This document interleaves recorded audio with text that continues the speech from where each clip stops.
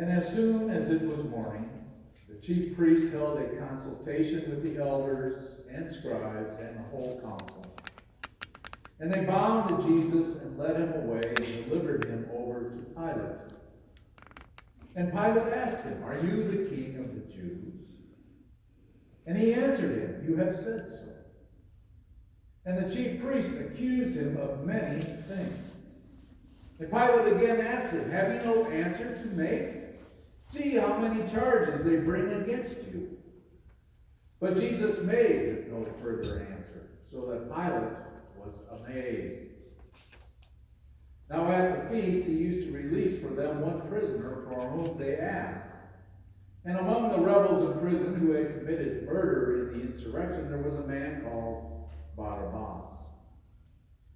And the crowd came up and began to ask Pilate to do as he usually did for them.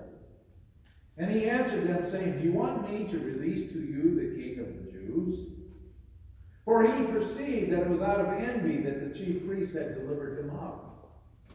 But the chief priests stirred up the crowd to have him released for them Barabbas instead.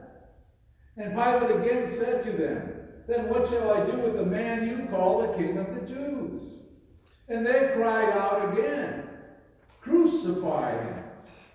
And Pilate said to them, "Why? What evil has he done?" But they shouted all the more, "Crucify him." So Pilate, wishing to satisfy the crowd, released for them Barabbas. And having scourged Jesus, he delivered him to be crucified. And the soldiers led him away inside the palace, that is the governor's headquarters. And they called together the whole battalion. And they clothed him in a purple cloak, and twisting together a crown of thorns, they put it on him. And they began to salute him, "Hail, King of the Jews!" And they were striking his head with a reed and spitting on him and kneeling down in homage to him. And when they had mocked him, they stripped him of the purple cloak and put his own clothes on him. And they led him out to crucify him.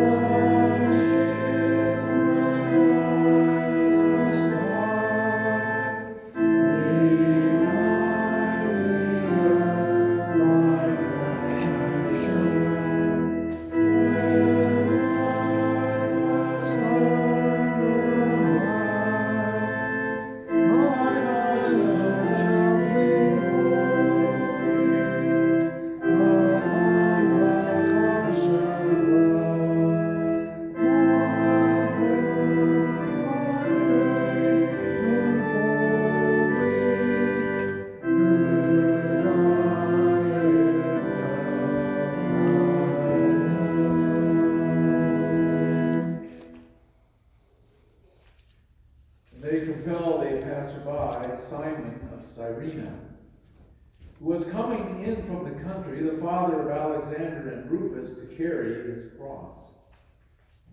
And they brought him to the place called Golgotha, which means place of a skull. And they offered him wine mixed with myrrh, but he did not take it. And they crucified him and divided his garments among them, casting lots for them to decide what each should take. And it was the third hour when they crucified him. And the inscription of the charge against him read, "The King of the Jews."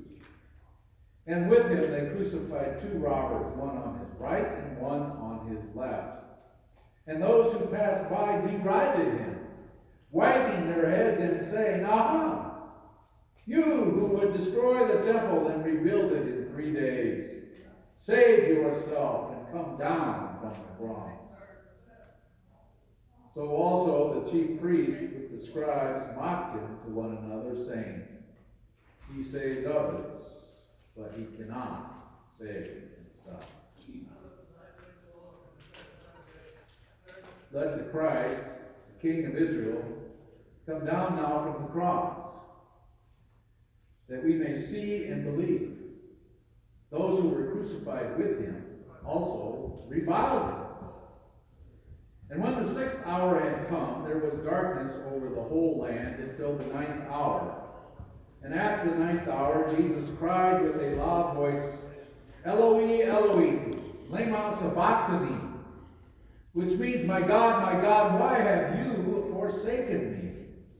And some of the bystanders hearing it said, "Behold, he is calling Elijah."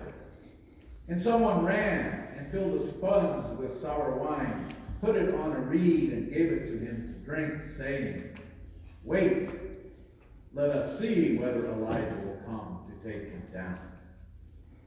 And Jesus uttered a loud cry and breathed his last, and the curtain of the temple was torn in two from top to bottom. And when the centurion who stood facing him saw that in this way he breathed his last, he said, "Truly, this man was the Son of God." There were also women looking on from a distance, among whom were Mary Magdalene, Mary the mother of James the Younger, and of Joseph, and Salome. When he was in Galilee, they followed him and ministered to him, and there were also many other women who came up with him to Jerusalem. And when evening had come, since it was the day of preparation, that is, the day before the Sabbath, Joseph of Arimathea, a respected member of the council, who was also himself looking for the kingdom of God, took courage and went to Pilate and asked for the body of Jesus. Pilate was surprised to hear that he should have already died, and summoning the centurion, he asked him whether he